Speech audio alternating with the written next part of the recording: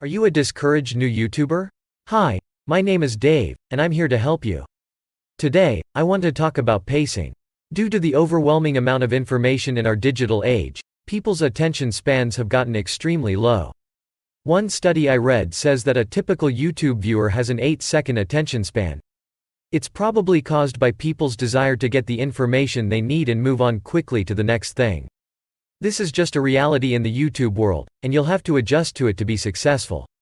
So it's important to pace your content and change what the viewer sees every 5 to 10 seconds. If you stay on one scene too long, there's a very high chance that the audience will get bored and move on. If you're showing your face, change camera angles, lighting, and other visuals so you keep the viewer's attention. You'll get better results this way. If you've experienced growth on your channel implementing any of the advice that I've given in my videos, please share your story in the comment section.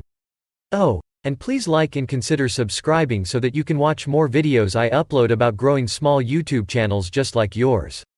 And one last thing. If you're interested in investing some money and time to accelerate your YouTube channel growth, I highly recommend you check out the affiliate link below.